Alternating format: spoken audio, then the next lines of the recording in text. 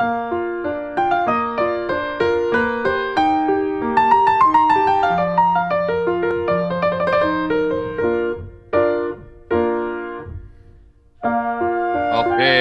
di layar Anda running text ya, ada rekening untuk Muhammad KC masuk ke Abraham Ben Moses ya. Dan ada support Apolinaris Darmawan masuk ke rekening Richard Owen. Ya, dan ada untuk memberi fakir miskin masuk ke Yayasan Damaris ya. Nanti semua rekening-rekening ini sesuai ini akan kita buka. Kemarin yang Pak Saifuddin Ibrahim juga janji, ternyata saldonya baru 60 juta. Saya tahu ada keraguan ya teman-teman ini, tapi kita lagi mau bayar pengacara, belum ada uangnya. Mohon teman-teman yang segera untuk menabur buat Muhammad KC ya, supaya lawyer-lawyer ini sebagian sudah ditalangi ya, supaya bisa jalan dulu ya. Jadi mereka bisa bekerja untuk mencari data, mencari fakta. Sayang sekali keluarga masih ketakutan ya. Kita masih belum bisa meyakinkan keluarga untuk ini ya. Tetapi so far keluarga ada di dalam naungan Pak Saifuddin Ibrahim untuk sementara waktu. Dan saya tidak akan mau terlalu dalam mengintervensi. Saya percaya dengan Pak Saifuddin Ibrahim ya, dan ternyata ada beberapa hamba Tuhan ya yang mendukung Pak Saifuddin Ibrahim ini juga ya. Namun sekali lagi teman-teman, tolong yang rekeningnya Pak Saifuddin Ibrahim yang untuk KC bisa diisi supaya untuk ini ya, baru terkumpul 60 juta. Jadi yang 100 juta itu kan dikasihkan ke keluarganya. Nah itu mau diminta nggak enak kata Pak Saifuddin, nggak enak, jadi itu biar buat hidup mereka dulu, supaya mereka percaya ya kepada kita juga bahwa kita ini nggak benar-benar melakukannya itu benar-benar dari uang hasil kumpulnya kita ya. Yang dari Yusuf Manubulu 100 juta itu sudah ada di keluarganya KC, kita nggak mau ganggu ya. Nah sekarang kita mau kumpulkan untuk yang lawyernya supaya ini perjuangan kita ini pertempurannya ini jadi seru ya. Nah, tema kita adalah Jenderal Polisi Backing Rencana Pembunuhan KC. Itu beneran ya. Jadi kemarin memang kita nggak ngomongkan di sini, biar satu-satu ya. Kita kasih tahu kemarin MUI di baliknya. Bagaimana bisa MUI? Oh iya, karena MUI itu mau KC itu mati. Kalau dia di penjara, dia tetap akan kerja. Kalau dia keluar dari penjara, dia akan lebih ganas lagi. Ya, lebih ganas lagi, lebih terkenal lagi. Ya, apalagi sekarang ini tadi sudah saya hubungin wartawan Prancis dan teman-teman kita di Prancis, kontak kita di Prancis juga sudah menghubungi Pak namanya Jacques Khaliot, namanya susah amat tuh pakai bahasa Prancis ya. Jacques Hayot namanya ya. Jacques Galiot itu loh, Jacques Galiot. Kalau kita orang ini mah Jacques Galiot gitu aja ya. Nah itu sudah dihubungin teman-teman. Nah kita berharap nanti bisa saya akan telepon bertiga dengan Jacques Galiot di Amnesty International ya, supaya ini, karena Amnesty International Indonesia ini geblek ini, supaya bisa dipecat tuh ketuanya tuh. Masa bisa ada tahanan di penjara dikebukin mau dibunuh begitu, ya kan? Oke, jadi ceritanya begini, saudara-saudara. Ya, si MKC ini dari sumber A1 ya, dari sumber saya di Mabes ini. Aduh, dari sumber saya di Mabes, sumber A1 ya.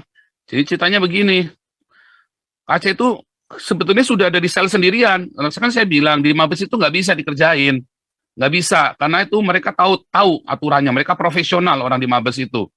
Nah, cuman masalahnya ini ceritanya begini, KC kan isolasi sendiri, selnya sendirian, dia memang sudah sendirian, ternyata memang sudah sendirian. Tiba-tiba ada yang punya kunci masuk selnya KC. Nah, terus orang ini masuk, dibuka kuncinya selnya KC ini. Pasti kerjasama dengan oknum polisi yang kurang ajar ini, yang bekas ini tadi nanti ya. Kemudian dia masuk, orang ini tinggi besar gitu ya. KC kan kecil gitu kan, timpang begitu kan, mulai dihajar dia, ditendang. Kamu tahu siapa saya? KC kan nggak ngerti, dia kan bukan orang-orang yang gaul macam kita ya kan, nggak tahu, aku kubrak. Wah, nggak taunya dia itu jenderal yang terkenal ya, dia jenderal polisi terkenal. Nah, dia ajak beberapa temannya, hajar di KC, buak. Terus belum dihajar rame, belum ya, suruh tanda tangan KC, disodorin surat, ya diinterogasi sama dia, tidak akan tidak akan melaporkan, karena laporan nanti ada konsekuensinya segala macam itulah. Surat itu dibawa lagi. Nah, itu kan aneh, itu kan itu sudah benar-benar terencana surat itu kan, surat pernyataannya KC itu kan. Terus dihajar habis-habisan si KC itu di dalam itu. Nah, habis dihajar begitu, wah kacanya udah ampun-ampun, bayangin itu orang kena gula, pincang gitu ya, udah timpang begitu, kena gula, dihajar habis-habisan, badannya kurus lagi si KC kan, Anda tahu sendiri itu si KC, orangnya kecil begitu. Nah, dihajar, wah sudah babak belur dia, ya kan, wah ngeri itu. Nah, habis babak belur begitu, pingsan, ya pingsan, siapa yang tahan. Wah, rupanya disiram air, dihajar lagi, bangun dihajar lagi. Wah, ngeri saudara itu. Wah, ini ternyata yang bukain ini kan anak buahnya si bekas jenderal ini, saudara. Si jenderal ini yang membackingin ternyata ya. Jadi makanya keluarganya takut karena bisa dibunuh. Saya bilang salah. Dulu si Yudi Mulyana ya, si Yudi Mulyana itu kan mau dibunuh sama Moko Ginta itu kan. Nah, terus kita viralkan di sini. Makanya bisa lolos Yudi Mulyana. Dunia internasional. Nah, sekarang kita bongkar. Ada apa nih, Pak Kapolri? Mengapa bisa ada jenderal polisi masuk ke selnya KC? Mengapa? Apa kalah pangkat si Kapolri kita ini? Jangan-jangan juniornya lagi si Kapolri ini kan? Pak Kapolri kita khawatirnya kan kalau di angkatan kan begitu. Mereka kan ada masalah junior senior. Itu repotnya begitu. Jangan-jangan Kapolri kita ini juniornya si jenderal ini yang gebukin si KC ini, yang membackingin gebun KC. Makanya bisa masuk ke dalam penjara. Serem, saudara. Ya, tadi depan udah saya kasih gas dulu ya, biar seru dulu ya. Teman-teman nanti ngulangi dari depan ya. Teman-teman dari depan ya, di ini ya. Dari depan. Oke, kita lanjut dulu. Ini mulai dari Pendeta Johan Subagio. Luar biasa nih. Iya, silakan Pastor Johan. Aduh. Mikrofonnya belum nyala nih ya. Oke, mikrofonnya bisa dinyalakan. Shalom, shalom. Shalom, Pastor Johan. Iya, aduh panas nih saya dengernya. Iya, ngeri Enggak, loh terutama itu. yang saya panas gini loh, Pastor. Itu kawan kita, saudara-saudara seiman yang bintang itu banyak loh, yang Ya. anak-anak Tuhan. Buat apa diangkat Tuhan kalau nggak bisa nolong saudara seimannya? Lah ini kan parah ini, di Mabes bisa jadi begini. Ya. Ini kalau sampai ke dunia internasional, institusi kita itu malu loh. Kenapa? Karena banyak pensiunan dari institusi yang satu itu sekarang menempati BUMN dan menempati lembaga-lembaga penting negeri ini. Tetapi kalau mentalnya korup begitu, yang jelas-jelas ternyata lebih meninggikan khilafah, lebih meninggikan ideologinya daripada Pancasila. Terus, ini mau kemana negeri ini? Tadi yang pastor sempat mention tentang bahwa ya ada yang mengatakan negeri ini akan bubar. Ya bisa jadi kalau modelnya begini semua. Nah kalau sekarang kita bicara fair, saya setuju dengan kawan-kawan ya Pak Robert yang lain ya yang di Amerika. Gimana kalau kita Indonesia Timur merdekakan diri saja, jadi negara Kristen? Fair kan? Kita punya angkatan perang sendiri, gereja ditutup nggak ada yang bela, kita tapi tetap suruh bayar pajak loh. Bahkan lebih parah lagi, sekarang berani nggak tuh bubarin Jumatan tanpa prokes waktu lockdown ketat kan? Ya maaf saya meluap-luap, tapi ini kenyataan yang ada di lapangan. Dan ini seakan-akan tutup mata. Itu kemana itu yang bintang-bintang, yang anak-anak Tuhan, yang Kristen, yang Katolik? Ini negeri kalian loh. Ini anak cucu kalian. Kalau negeri ini Indonesia tidak diselamatkan, anak cucu kalian juga yang akan menikmati kalau suatu hari katakan Indonesia seperti Indonistan, seperti yang terjadi di tempat Taliban. Pembantaian daripada khilafah itu tidak melihat gereja kita apa, entah kita Katolik, Reform, Presbyterian, Pentakosta, nggak lihat loh. Tapi kan itu tidak ujuk-ujuk datang, tetapi butuh puluhan tahun untuk begitu. Kalau kita nggak cut dari sekarang, nanti menyesal semua. perlu diketahui bahwa satu, Muhammad Kc bukan penjahat, ya, dia ditangkap bukan karena itu tidak pantas kalau sampai dihajar seperti itu. Nah, ini nanti jadi titik lemah bagi Polri, ya. Polri, Kesatuan Polri mestinya melindungi warga negara yang tidak bersalah. Ini kan Muhammad Kc ini ditangkap karena settingan. Satu, ya, karena pesanan settingan yang belum tentu dia bersalah, ya. Saya yakin tidak bersalah. Jadi, tapi ini yang kita khawatirkan, ini diincar matinya Muhammad Kc. Kita harus teriak, ya. Harus teriak dan harus berbuat yang lain. Nah, saya juga heran gimana kita seharusnya bisa mencari tahu persis kondisi Muhammad Kc saat ini. Sesungguhnya seperti apa. Nah, kalau memang mungkin kan segera diotopsi,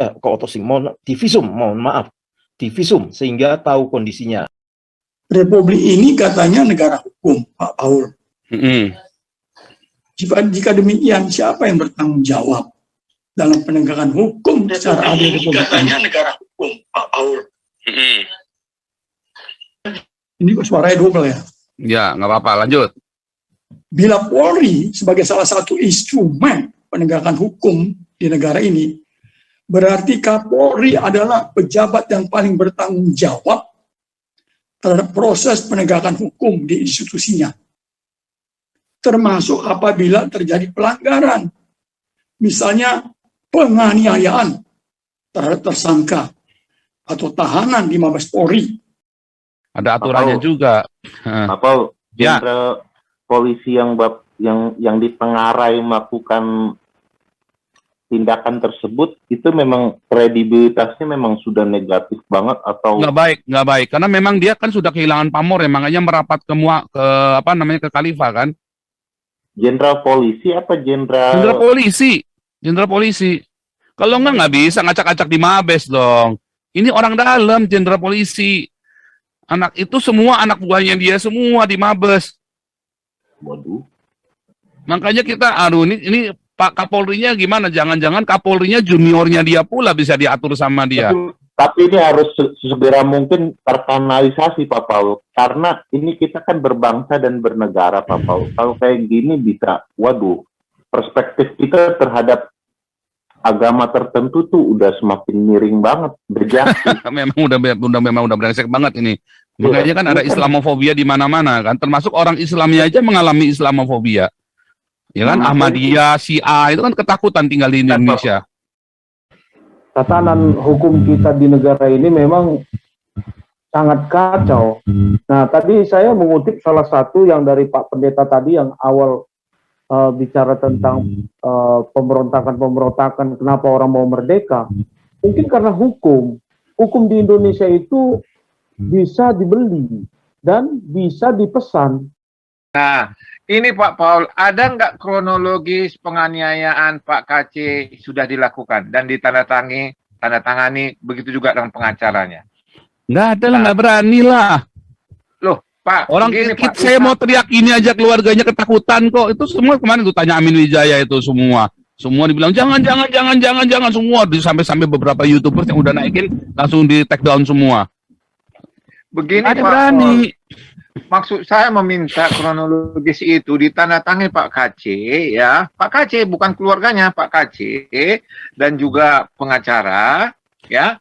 Supaya kita ini berani untuk mengekspos. Nanti kita kena jebakan Batman pula. Yalah, kalau kita di luar negeri nggak apa-apa. Makanya teman-teman yang di luar negeri yang bantu ngomong. Kalau yang di dalam negeri jangan. Kita aja yang di luar. Teman-teman bantu viralkan aja. Ini ceritanya, ini memang ceritanya ruwet sekali. Makanya saya udah ngerti, wah ini diteror ini. Ini Kc bisa mati di dalam. Makanya kudu buka. Yang berani buka cuma saya kan. Yang berani buka terus terang. Ini saya nggak sebut nama doang nih. Sebut nama doang selesai juga nih.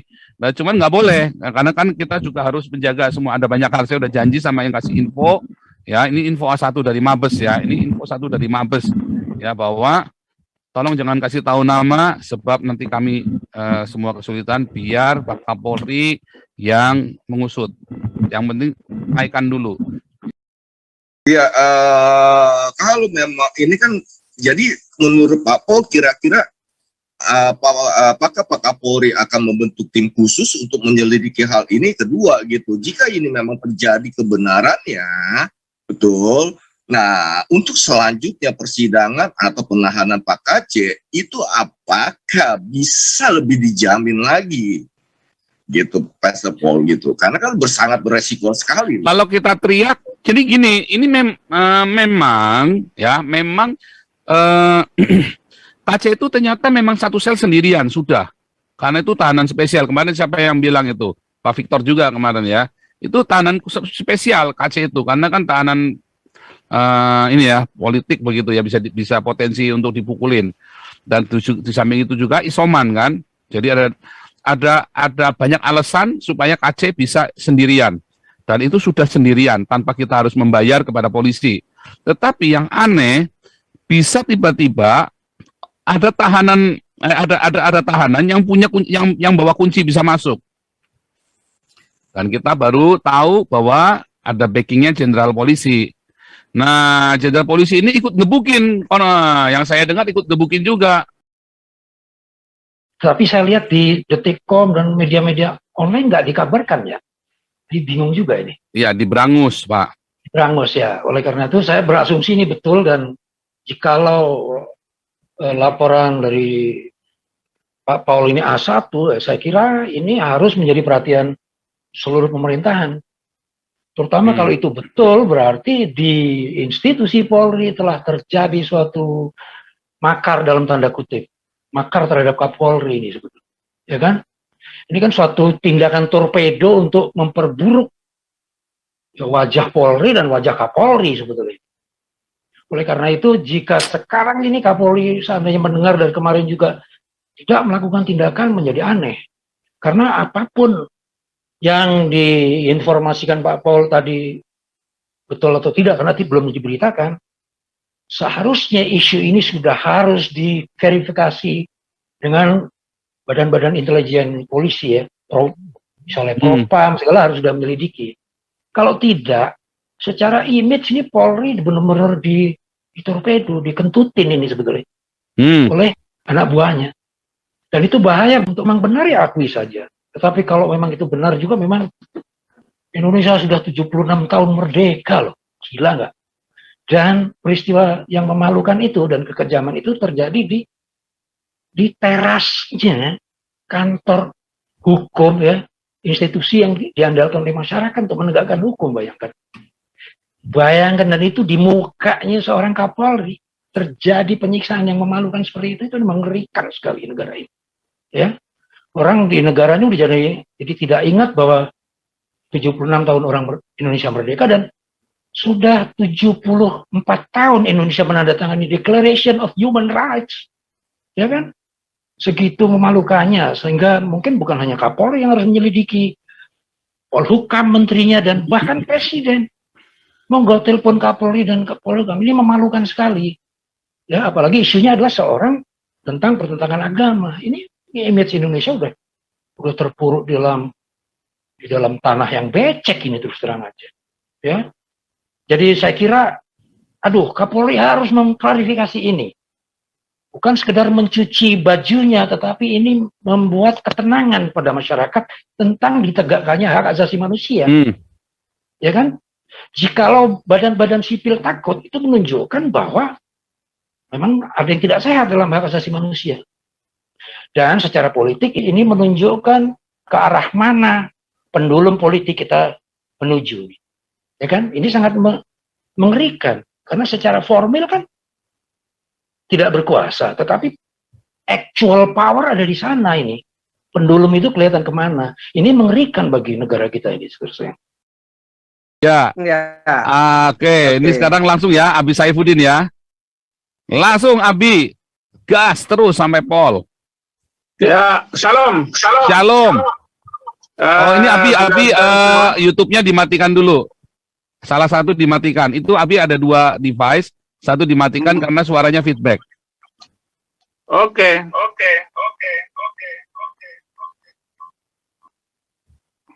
Nah, ya. Hari ini saya mendapat kemajuan yang luar biasa masalah Muhammad KC. dan ada pengacara yang sudah mengajukan pengunduran diri. Saya langsung respon, langsung bikin buat surat baru, dan banyak hal kemajuan hari ini, termasuk masalah penganiayaan itu. Sebelum saya ke Bali, saya bersumpah dalam nama Yesus Kristus yang mati 2000 tahun yang lalu. Siapapun yang menyentuh Muhammad Kc, dia akan membayar dengan harga yang mahal. Siapapun kamu, apapun jabatan kamu. Dan sekarang ini ketar-ketir penyidiknya, dan sekarang pokoknya harus dibongkar habis. Dibongkar habis, dan mereka akan mendengar baik-baik apa yang saya katakan. Saya adalah korban dari penistaan agama, korban dari undang-undang yang diberlakukan di tengah orang yang menganut agama boleh mengkriminalkan orang, boleh membunuh manusia lain karena beda agama. Jadi apapun keadaan Muhammad Kc sekarang, saya sudah bilang kepada penjaga rutan dan penyidik, jangan sampai Muhammad Kc disentuh. Menyentuh Muhammad Kc berarti menyentuh orang Kristen seluruh dunia. Ya. Bukan seluruh Indonesia. Kami harus mengatakan itu, karena kami tidak membela Muhammad Kc, tidak membela Tuhan kami, tidak membela agama kami. Kami membela kebenaran. Kebenaran di atas kebenaran. Kalau Muhammad Kc hanya mengatakan itu dan ada dasarnya, tetapi sumber fitnah itu adalah muncul dari mulut Abdus Somad yang mengatakan bahwa di salib itu ada jin kafir. Di salib, kata-kata di salib ada jin kafir tidak ada di dalam Al-Quran, tidak ada di dalam hadis. Jadi Abdus Somad menggunakan asumsi sendiri, mulut kotor, mulut jahat. Dan itulah yang menjadi pemicu fitnah yang muncul ini. Dan banyak orang yang menanggapi omongan Abdus Somad. Termasuk Muhammad Kc. Muhammad Kc justru jin itu ada di dalam Al-Quran. Jin itu ada mengerubuni Nabi Muhammad dengan membaca surat Al-Jin, surat ke-72, ayat 19. Itu jelas-jelas sekali ayatnya ada, dan Muhammad Kc membaca berdasarkan tertulis dalam Al-Quran. Jadi, sebenarnya Muhammad Kc itu tidak salah. Oleh karena itu tuntutan saya, bebaskan Muhammad Kc atau tangkap Abdus Somad. Ya. Harus ditangkap. Lah saya ini salah apa? Divonis oleh hakim 4 tahun. Di dalam video itu boleh dilacak di manakah kesalahan saya, apa kesalahan saya dalam video yang dipakai oleh polisi untuk memenjarakan saya. Tidak ada salahnya daripada sebuah kitab suci boleh membunuh manusia lain karena beda agama. Dan ayatnya bukan 1 dan 2, karena saya dulu itu guru tafsir Quran, guru sejarah Islam. Saya tahu persis kok. Dan apa yang saya omongkan ini, semuanya tidak menyalahi aturan. Semua yang omongan saya bisa dibaca. Baik tertulis di dalam Alkitab maupun tertulis dalam Al-Quran dan hadis. Semua itu terbuka. Tapi kenapa mereka marah? Kenapa? Ya karena mereka kesurupan beragama. Mereka itu kesurupan beragama. Nah, sampai tahap ini tadi pengacara kami yang sudah melakukan sebuah kegiatan yang luar biasa. Luar biasa kenapa? Ya karena hasilnya di luar dugaan saya. Kerja dari tim pengacara baru ini, gitu. Jadi dia bukan pengecut. Saya belum memperlihatkan siapa pengacara ini. Nanti sebentar lagi. Tunggu hari Senin baru atau hari Selasa paling lambat saya akan konferensi pers. Dan kita akan menyiapkan wartawan-wartawan untuk menaikkan, memviralkan ini. Bebaskan Muhammad KC atau tangkap Abdus Somad. Karena sumber malapetaka mulut ini adalah dari yang bernama Abdus Somad yang berbicara tanpa dasar. Tanpa dasar, hanya asumsi otak dia yang tidak becus. Nah, ini yang harus disampaikan oleh kita semua. Termasuk dari Eropa Pak Paul Zhang, yang di Amerika Pak Tony Bastaman untuk berbicara. Saya sebenarnya belum mau berbicara di kesempatan ini. Tetapi ada beberapa poin yang sedang saya rahasiakan karena orang-orang yang terlibat pemukulan MKC harus segera ditindaklanjuti sebagai kejahatan kriminal karena dia memukul tahanan kita, yaitu teman sedarah saya. Jadi Muhammad KC itu, MKC itu sedarah dengan Saifuddin Ibrahim. Karena dia sudah minum darah Yesus, Haleluya. jamuan kudus. Jadi itu pentingnya untuk dipahami oleh siapapun.